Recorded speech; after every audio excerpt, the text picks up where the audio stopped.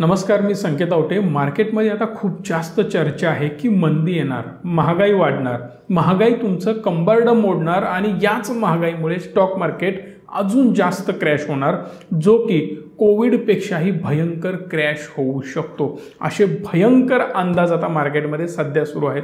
पण डाटा काय सांगतो, ॲक्च्युअल फॅक्ट्स आणि फिगर्स काय आहेत, हे इन डेप्थ ॲनालिसिस मी तुमच्यासाठी घेऊन आलोय। आणि एक गोष्ट लक्षात घ्या, ज्या व्यक्तीला हा व्हिडिओ समजला ना, त्याला मार्केट समजलं। म्हणूनच गरज आहे व्हिडिओ लक्षपूर्वक शेवटपर्यंत पाहण्याची।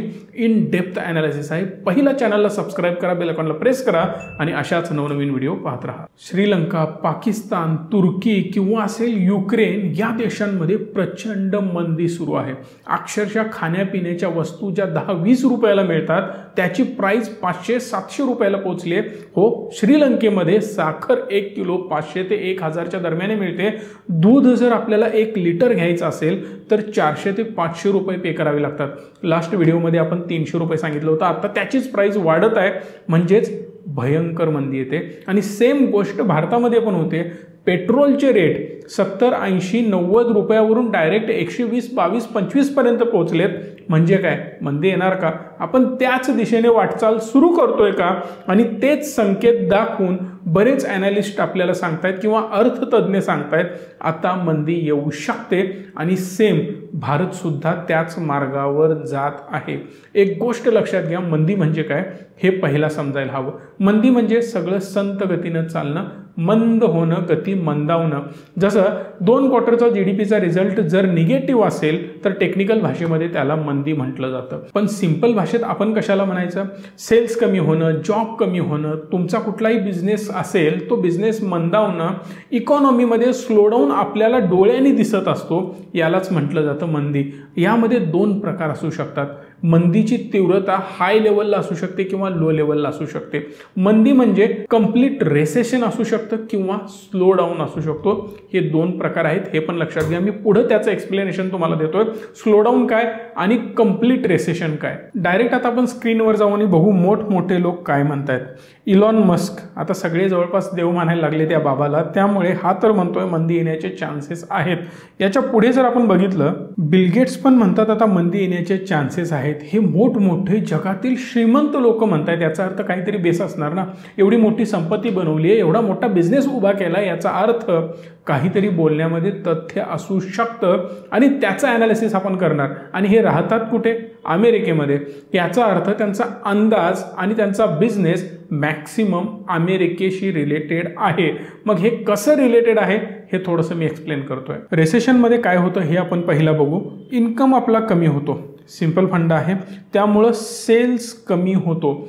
जेव्हा आपला इन्कम कमी होतो तेव्हा सेल्स कसा वाढेल? एखाद्या दुकानाचा जर सेल्स कशावर डिपेंड आहे? जो आपल्या खरेदीवर असेल। समजा तुमच्याकडे 1 लाख रुपये आहेत तर तुम्ही त्या प्रमाणात खरेदी कराल। जर तुमच्याकडे 10,000च असतील तरी सुद्धा तुम्ही त्या प्रमाणात खरेदी करू शकाल का जेवढे 1 लाख रुपयामध्ये करत होता? बिलकुल नाही। त्यामुळे सेल्स सुद्धा ड्रॉप होणार, कारण तुम्ही स्पेंड कमी करणार, ज्यामुळे प्रोडक्शनची सुद्धा कमतरता होणार आणि त्यानंतर त्याचा परिणाम होणार एम्प्लॉयमेंटवर। कारण जर सेल होत नाही, प्रोडक्ट खपत नाही, तर मग प्रोडक्ट बनवायचा का? प्रोडक्ट बनवायचा नसेल तर कंपनीमध्ये प्रोडक्शन कमी करावं लागेल। प्रोडक्शन कमी करायचं असेल तर एम्प्लॉईला फुकट बसून सॅलरी तर कोणी देणार नाही। तो म्हणेल उद्यापासून तू कामावर येऊ नको, म्हणजेच एम्प्लॉयमेंट कमी होणार, नवीन लोकांची भरती कमी होणार आहे, त्या लोकांच्या नोकऱ्या जाणार। परिणामी आपला इन्कम सोर्स डाऊन झाल्यामुळे सगळी इकॉनॉमी स्लोडाऊनमध्ये आपल्याला पाहायला मिळेल आणि महागाई प्रचंड वाढेल। डिमांड आणि सप्लायची कन्सेप्ट तर आपली क्लिअर झाली। मग याचा जीडीपीवर परिणाम होतो का? 100% होतो। जीडीपी म्हणजे काय? जी खरेदी आणि विक्री होते, सोप्या भाषेमध्ये जेवढी खरेदी आणि विक्री आपल्या देशामध्ये होते त्यानुसार जीडीपी वाढत जातो। खरेदी विक्री वाढली तर जीडीपी वाढणार, खरेदी विक्री पैसा उधळणं कमी झालं की जीडीपी कमी होणार। आणि जीडीपी का कमी होते? कारण आपला स्पेंड कमी होतो। स्पेंड का कमी होतो? महागाई वाढते। सेम वस्तू जी आपण 5,000 मध्ये सगळा घर खर्च चालवत होतो, आत्ता त्यासाठी जर आपल्याला 7,000 रुपये लागत असतील तर उर्वरित पैसा आपण वाचवण्याचा प्रयत्न करेन. कारण आपला सिंपल फंडा होता, 5,000 रुपये नेहमीचा खर्च आहे, आपण तो खर्च करणार. शिल्लक माझा पगार एक 4,000 5,000 शिल्लक राहतो, त्यामध्ये मी मूवी पाहायला जाईन, अजून काही वस्तू मी बाय करेन, आईस्क्रीम खाईन, बाहेर जेवायला जाईन, जे काही असेल ते तुमचा प्लॅन असतो. पण ज्यावेळी महागाई वाढते, खिशातून पैसा जास्त खर्च होतो, बजेटपेक्षा जास्त पैसा जातो, त्यावेळी आपण विचार करतो की नको, आता पैसा वाचवायला हवा. डीमार्टमध्ये गेल्यानंतर, मॉलमध्ये गेल्यानंतर एक्सेस वस्तू जे आपण बाय करत असतो ना, चॉकलेट, कॅडबरी, हे ते मला आवडलं म्हणून मी बाय करतोय, त्यावर आपण थोडासा अंकुश आणतो, खर्च कमी करतो. खर्च कमी करतो याचा अर्थ GDP डाऊन जाणार. या अवस्थेमध्ये तुम्ही नवीन कार बाय करणं किंवा बाईक बाय करणं, मोठी एखादी वस्तू बाय करणं विचार करत नाही. कारण घरातून सुद्धा विरोध होतो, तुमचा मेंदू सुद्धा त्याला विरोध करेल. कारण महागाई वाढते आणि एक्सेस खर्च करायचा नको, परिणामी GDP डाऊन होणार. ही GDP जी डाऊन होते त्याची हिस्ट्री काय सांगते हे सुद्धा तुम्ही बघू शकता. जेव्हा जेव्हा GDP डाऊन झाली तेव्हा परत त्याच्यामध्ये रिकव्हरी आपल्याला पाहायला मिळते. पण रिकव्हरी झाल्यानंतर जेव्हा तो पीकवर पोहोचतो, परत पुन्हा तो डाऊन ट्रेंडमध्ये जातो. GDP पडते, घसरते, पण ही जी लोअर लेवल आहे ना त्याच्यापेक्षा वरच आपल्याला पाहायला मिळेल. परत एक अप ट्रेंड येतो, परत पीकमध्ये जाते, GDP सगळं सुरळीत सुरू असतं, पण परत एक स्लो डाऊन येतो. परत मात्र हा मागच्या लोपेक्षा वरच्या बाजूलाच पाहायला मिळेल. नो डाऊट कधीतरी थोडासा जास्त पुलबॅक येऊ शकतो, पण तो टेम्पररी असेल. एवढा मोठा आघात भारतासारख्या अर्थव्यवस्थेवर बसणं एवढं सोपं नाही. पण शेवटी तुम्हाला माहिती आहे, आपण मार्केटवाले लोक, आपण प्रत्येक गोष्ट मार्केटशी लिंक करायला बघणार. कारण मार्केट त्या गोष्टीनुसारच रिॲक्ट होत असतं. जर मार्केटला वाटलं आता ही खूप निगेटिव्ह गोष्ट आहे, याचा परिणाम कंपन्यांवर होणार, तर मात्र 100% मार्केट हे क्रॅश होतं. आणि GDP स्लोडाऊन म्हणजेच काय, बिझनेस स्लो होणं, सेल्स डाऊन होणं, याचाच अर्थ कंपन्यांचं प्रॉफिट कमी होणार, कंपनी पैसे कमी मिळवणार, म्हणजेच शेअर मार्केट क्रॅश होणार. त्यामुळेच मार्केटसुद्धा क्रॅश होतं. आणि याचं रिलेशन तुम्हाला विथ प्रूफ मी दाखवण्याचा प्रयत्न करतोय. जसं GDP वाढत जाईल तसं मार्केटसुद्धा पीकला पोहोचतं. जसं GDP खाली येतो तसं मार्केटसुद्धा खाली येण्याचा प्रयत्न करतं. म्हणजेच ही एक बिझनेस सायकल आहे, स्टॉक मार्केटची सायकल आहे. अशा प्रकारे यामध्ये मुवमेंट आपल्याला पाहायला मिळते आणि दोघं एकमेकांशी इंटरलिंक आहेत हे यातून क्लिअर होतं. म्हणजे जोपर्यंत GDP सुधारणार नाही, अर्थव्यवस्था सुधारणार नाही, मार्केट चांगल्या प्रकारे सुधारलेलं आपल्याला पाहायला मिळणार नाही. हे पहिली महत्त्वाची गोष्ट आहे. जसं तुम्ही बघितलं होतं, कोविडमध्ये सगळं बंद होतं, त्यामुळे मार्केट क्रॅश झालं. का? बिझनेस नाही, पैसा नाही, पण काही कंपन्या वर जात होत्या, कारण त्या कंपन्यांचा बिझनेस सुरू होता, म्हणून त्या कंपन्यांना प्रॉफिटमध्ये जाताना आपल्याला पाहायला मिळत होतं. अप ट्रेंडमध्ये जाताना आपण पाहत होतो. फार्मास्युटिकल कंपन्या होत्या, सेल्स तेवढा वाढला होता, डिमांड होती, कंपन्या सप्लाय करत होत्या, प्रॉफिट वाढवत होत्या, स्टॉकसुद्धा वर जात होते. सेम कन्सेप्ट तुम्हाला इथं पण समजून घ्यावी लागेल. मग जगातील मोठमोठे अर्थतज्ञ असतील किंवा मोठे बिझनेसमॅन, श्रीमंत लोक असतील, जे सांगतायत मंदी येणार, ते खोटं आहे का? याला मी बिलकुल डिनाय करत नाही. ते बोलतायत याचा अर्थ काहीतरी त्याला बेस आहे. 100% मंदी येऊ शकते, पण ती कुठे येणार हे पण आपण बघू. जगाबरोबर आपण भारताला कम्पेअर करू, भारताबरोबर आणि काही देशांना कम्पेअर करू, जेणेकरून अजून चांगली आपल्याला क्लिअरिटी येईल. फॉर एक्झाम्पल, इकडे तुम्ही बघू शकता भारताचा इन्फ्लेशन रेट म्हणजे महागाई किती वाढते.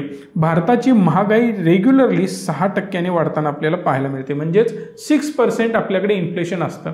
लोक म्हणतात ना 6% मिनिमम तुम्हाला इंटरेस्ट रेट मिळायला पाहिजे. जर तुम्ही 6%पेक्षा कमी व्याज मिळवत असाल ना, तर तुमचे पैसे ॲक्च्युली डिप्रिशिएट होत आहेत, ते चांगल्या प्रकारे ॲप्रिशिएट होत नाहीत. जेवढं चांगलं व्याज मिळेल 6%च्या वर, तेवढी तुमची अमाऊंट चांगल्या प्रकारे ॲप्रिशिएट होईल, त्याची व्हॅल्यू वाढेल. महागाई वाढत असते प्रत्येक वर्षाला. किती टक्क्याने? 6% भारताची. पण अमेरिकेमध्ये काय? अमेरिकेमध्ये फक्त 3% महागाई वाढत असते, कारण डेव्हलप्ड कंट्रीमध्ये आहे आणि भारत आता सध्या डेव्हलपिंग स्टेजमध्ये आहे. अजून अमेरिके एवढी भारताची अर्थव्यवस्था डेव्हलप झालेली नाही. त्यामुळे अमेरिकेची अर्थव्यवस्था 3% इन्फ्लेशन दाखवते, पण आज सध्या 7.5% आसपास इन्फ्लेशन अमेरिकेमध्ये पाहायला मिळतं. मग याचा अर्थ सोप्या भाषेत काय होतो? 3%वरून डायरेक्ट 7.5% म्हणजेच डबलपेक्षाही जास्त महागाई तिकडे वाढली आहे. पण भारतामध्ये काय झालं? 7.5 किंवा 8% आपण मॅक्सिमम पकडून चालू, 8%पर्यंत भारतीय अर्थव्यवस्थेमध्ये महागाई वाढते. 2%चा फरक यामध्ये पाहायला मिळतो. पण अमेरिकेमध्ये 2 पटीने जास्त महागाई वाढताना पाहायला मिळते. याचाच अर्थ महागाई अमेरिकेमध्ये खूप जास्त आहे ॲज कम्पेअर्ड टू इंडिया. मग याच्यामध्ये टेक्निकल काहीतरी बेस असायला पाहिजे ना, कशावरून अमेरिकेमध्ये महागाई जास्त आहे, तर यासाठीच GDP ग्रोथ आपल्याला बघावी लागेल. इन शॉर्ट आपल्याला बघायचं आहे GDPची ग्रोथ काय सांगते. GDP ग्रोथ जर ग्लोबली तुम्ही बघितली ना तर डाऊन ट्रेंडमध्ये आपल्याला पाहायला मिळते, म्हणजेच 5.9 वरून 3.8 पर्यंत 2023मध्ये जाणार असं एक्सपेक्टेशन आहे, प्रेडिक्शन आहे वेल नोन ऑर्गनायझेशनचं किंवा IMFचं म्हणू शकता तुम्ही. हा डेटा कम्प्लिटली IMF कडून आपण घेतलेला आहे. ॲडव्हान्स्ड इकॉनॉमीज ज्या आहेत, ज्या अमेरिकेसारख्या इकॉनॉमीज, त्यांची ग्रोथ तुम्ही बघू शकता कंटिन्युअसली फॉल होते, म्हणजेच 5% डायरेक्ट 2.6 म्हणजेच 50% यावर परिणाम होऊ शकतो. पण ज्या इकॉनॉमीज इमर्जिंग मार्केटमधले आहेत किंवा डेव्हलपिंग कंट्रीज ज्या आहेत त्या कंट्रीजची ग्रोथ 6.5% वरून 4.7 पर्यंत येऊ शकते. म्हणजे एवढी डी ग्रोथ इकडे आपल्याला सध्या तरी पाहायला मिळत नाही as compared to developed country. म्हणजेच काय, अमेरिकेपेक्षा आपली कंट्री जास्त डी ग्रो होईल असं वाटत नाही. मग हे इन जनरल स्टेटमेंट झालं, पण ॲक्च्युअल फिगर्स काय आहेत त्या पण बघाव्या लागतील. जसं मी ऑलरेडी तुम्हाला दाखवलं आहे, जगाची इकॉनॉमी डाऊन ट्रेंडमध्ये आता जाताना पाहायला मिळते GDP. पण याला कम्पेअर केलं आपल्या देशाबरोबर किंवा इमर्जिंग अँड डेव्हलपिंग एशियामध्ये जर आपल्याला कम्पेअर केलं तर तुम्हाला पाहायला मिळेल 7.2 वरून 5.8 वर येणार, म्हणजेच थोडीशी ग्रोथ स्लो होणार आहे. पण बाकी देशांना जर तुम्ही कम्पेअर केलं, युनायटेड स्टेट्सना जर कम्पेअर केलं, डायरेक्ट 50%नी डी ग्रोथ पाहायला मिळते. तेवढे आपल्याकडे पाहायला मिळण्याची शक्यता कमी आहे. हे कंपॅरिझन होतं एशियाबरोबर, एशियन कंट्रीज बरोबर. पण डायरेक्ट भारताला आणि अमेरिकेला आपण कम्पेअर करू शकतो का, ते पण आपण पाहू. टोटल 3 वर्षाचा डाटा आपण बघणार आहोत अमेरिकेचा आणि भारताच्या GDPचा. अमेरिकेमध्ये एक ग्रोथ तुम्ही बघू शकता, इकडे स्लोडाऊन झालेला पाहायला मिळतो 2020मध्ये आणि सडन फॉल इकडे आपल्याला पाहायला मिळतो सेम 2020मध्ये. भारताची पण तीच अवस्था होती, काही वेगळी नव्हती, कारण होता कोविड. पण त्यानंतर 2021मध्ये परत इकॉनॉमी रिकवर झाली, आपलीसुद्धा रिकवर झाली, थोडा वेळ लागला पण झाली. बट अमेरिकेची रिकव्हरी थोडीशी फास्ट झालेली आपल्याला इकडे पाहायला मिळते. पण पुढे जाऊन आत्ता या क्वार्टरमध्ये अमेरिका निगेटिव्ह ग्रोथ इकडे आपल्याला दाखवत आहे आणि सेम भारत मात्र पॉझिटिव्ह ग्रोथ आपल्याला दाखवत आहे. यावरूनच पिक्चर क्लिअर होतं. मी तुम्हाला सांगितलं होतं की जर 2 क्वार्टर तुमचे सलग निगेटिव्ह असतील ना तर आपल्याला मंदीचा सामना करावा लागतो. इकडे सुद्धा झालं होतं, इकडे सुद्धा झालं होतं. सेम आपण बघितलं होतं की कशा प्रकारे भारताने मंदीचा सामना केला 2020मध्ये. सेम गोष्ट आत्ता मे बी अमेरिकेला फेस करावी लागते. बट आपली इकॉनॉमी निगेटिव्ह होईल असं वाटत नाही. बऱ्याच गोष्टी भारताच्या अमेरिकेवर अवलंबून असतात, कारण आपले ट्रेड त्यांच्यासोबत होत असतात. मेन इकॉनॉमी चालवतं देशाची अमेरिका, त्यामुळे सेम इफेक्ट भारतावर पण त्याचा होणार. जर शेजाऱ्याचं घर पेटलं असेल ना, त्याची झळ आपल्याही घराला लागते, तशीच सिच्युएशन आहे. पण त्याच्या घराची राख झाली म्हणून आपल्या घराची राख होत नाही. जरूर त्याला धक्का बसतो, जरूर आपलं नुकसान होतं, पण त्याचं जेवढं नुकसान झालं तेवढंच आपलं होईल असं पॉसिबल नसतं. सेम गोष्ट इकडे इम्प्लिमेंट होते. जेवढं नुकसान अमेरिकेचं होत आहे तेवढं नुकसान भारताचं होण्याची शक्यता खूप कमी आहे. IMFने केलेल्या एका सर्व्हेनुसार ते म्हणतात भारताचं फ्युचर प्रोजेक्शन किंवा ग्रोथ कशी असेल 2021, 22, 23, 24, 25, 26मध्ये ग्रोथ आपल्याला 100% पाहायला मिळते. एक स्टेडी ग्रोथ आपल्याला इकडे पाहायला मिळते, पण ती थोडीशी डाऊन झालेलीच पाहायला मिळेल. बट ती पॉझिटिव्हमध्ये आहे. As compare to developed country इंडियाची ग्रोथ खूप चांगली आपण मानू शकतो. त्याचबरोबर यामध्ये थोडंसं रेटिंग IMFने कमी केलेलं आहे 0.89% किंवा 1%ने तुम्ही मानू शकता. 7.5% पर्यंत आता सध्या रेटिंग त्याचं सुरू आहे. पण घाबरण्याची बिलकुल गरज नाही, ही खूप चांगली गोष्ट आहे as compare to developed country. या सगळ्यातून बाहेर पडण्यासाठी देश काय करतायत, इंटरेस्ट रेट वाढवत आहेत.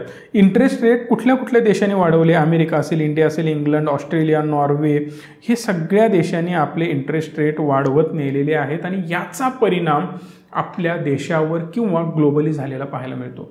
सिंपल फंड आहे मित्रांनो, जर इंटरेस्ट रेट वाढवला तुम्ही कर्ज घ्याल का?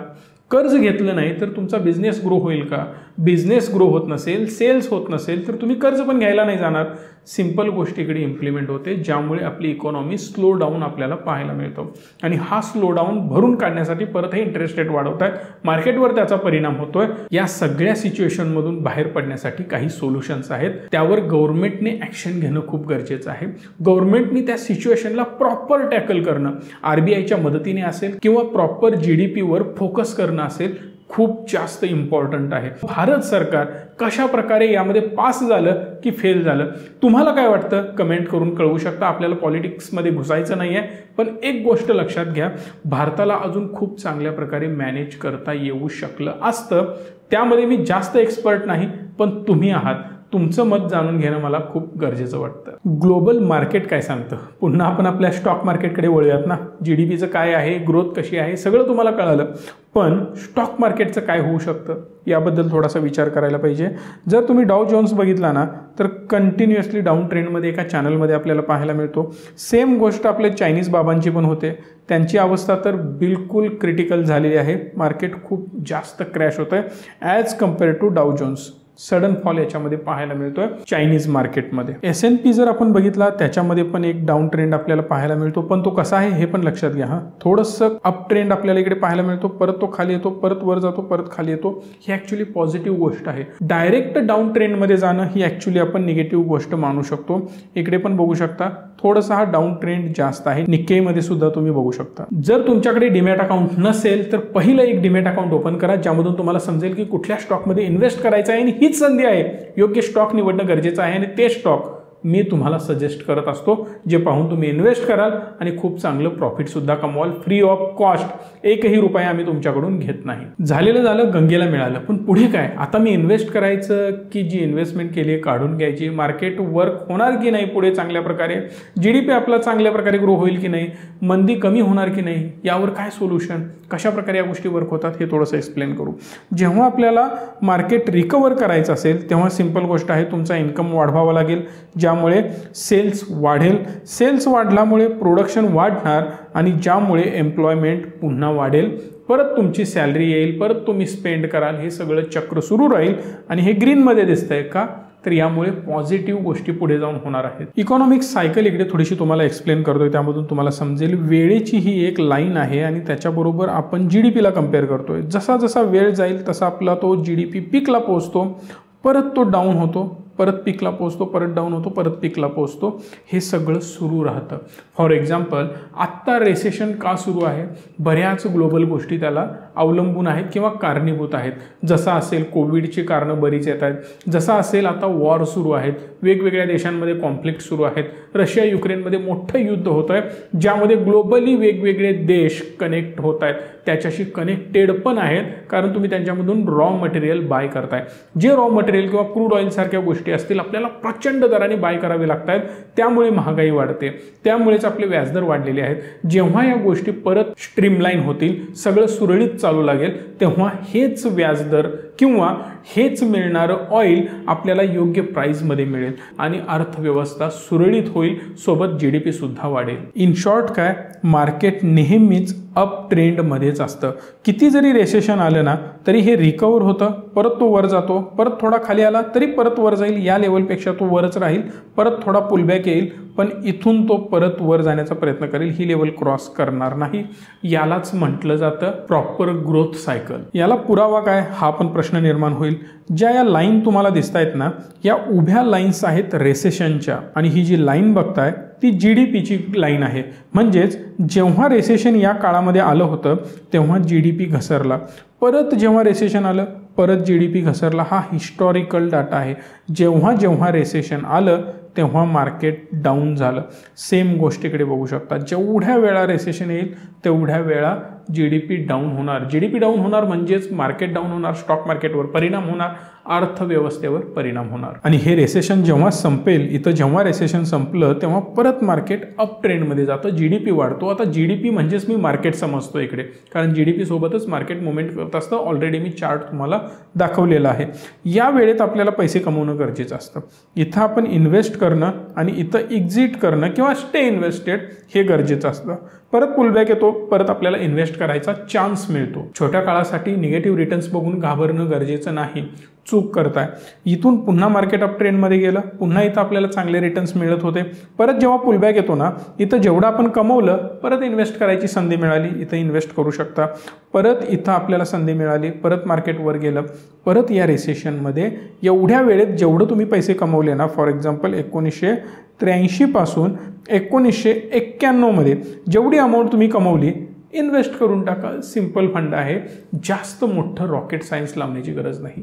10-12 क्वालिटी स्टॉक आणि येणारा पैसा त्यामध्ये इन्व्हेस्ट, आला पुलबॅक की केलं इन्व्हेस्ट। सिंपल फंडा आणि याच फंडाने आपण आयुष्यभर चालत राहिलं पाहिजे। आता जो आपण यूएसचा चार्ट बघितला त्यामध्ये बऱ्याच वेळा रिसेशन आलं होतं, पण भारताची काय अवस्था होती? भारतामध्ये फक्त 4 वेळाच मोठे रिसेशन असे पाहायला मिळालेत, एकदम मोठे रिसेशन जे यूएसमध्ये बऱ्याच वेळा आलेले होते।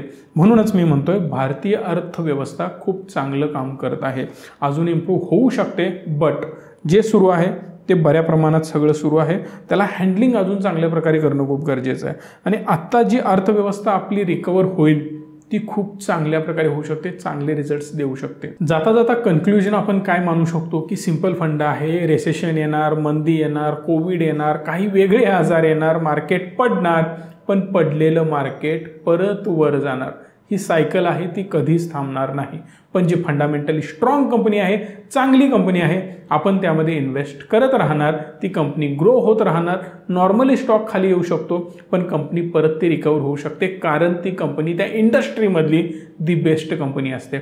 आलतू फालतू कंपन्यांमध्ये आपण इन्व्हेस्ट करत नाही, कारण आपल्याला माहिती आहे मोठ्या वादळामध्ये सुद्धा तेच घर टिकतं ज्याचं फाउंडेशन स्ट्रॉंग आहे। साधी छोटी मोठी घरं वादळामध्ये मोठ्या टिकत नाहीत, याचं कारण हेच आहे। जे 2 पॉइंट मी सुरुवातीला तुम्हाला सांगितले होते, एक आहे रिसेशन, दुसरं आहे स्लो डाऊन। या सगळ्यामधून तुम्हाला एक कन्क्लुजन निघेल की स्लो डाऊन आणि रेसेशन म्हणजेच मंदी ही येणार अमेरिकेमध्ये। अमेरिकेसारख्या डेव्हलप्ड देशांना असेल किंवा श्रीलंकेसारख्या देशांना असेल, पाकिस्तानसारख्या गरीब देशांना असेल किंवा असेल तुर्कीसारखे देश, यांना या मंदीचा सावट आहे, यांना त्याचा सामना करावाच लागेल। पण भारतामध्ये फक्त त्याची झळ लागणार, ज्यामुळे एक स्लोडाऊन आपल्याला पाहायला मिळेल। मंदी नाही, मोठं रिसेशन नाही, जे की सगळ्या ॲनालिस्टच्या विरोधात आहे। ते म्हणतायत की मंदी येणार भारतामध्ये पण मला तसं वाटत नाही। आपल्याकडे स्लो डाऊन येणार, ज्यामुळे मार्केट सडन फॉल होऊन डायरेक्ट रिकवर बिलकुल होणार नाही। तडपा कर मारेंगे हीच अवस्था। तुम्हाला अजून 1-2 वेळा इन्व्हेस्ट करण्याची संधी परत या मार्केटमध्ये याच वर्षी मिळू शकते, that is for sure. So हेच बघणं पुढे इंटरेस्टिंग राहील की किती वेळा आपण इन्व्हेस्ट करतो आणि कुठल्या लेवलला करतो। आता संधी आहे, त्याचा फायदा करून घ्या। मदत हवी असेल या नंबरला कॉल करू शकता, डिस्क्रिप्शनमध्ये लिंक आहे, त्यावरून स्मॉल केसमध्ये आमच्या इन्व्हेस्ट करू शकता। प्रॉपर गाईड केलं जाईल आणि प्रॉपर इन्व्हेस्टमेंटसाठी तुम्हाला मदत केली जाईल। नेहमीप्रमाणे व्हिडिओ आवडला असेल तर लाईक, शेअर आणि चॅनलला सबस्क्राईब करा। धन्यवाद, stay tune and stay positive.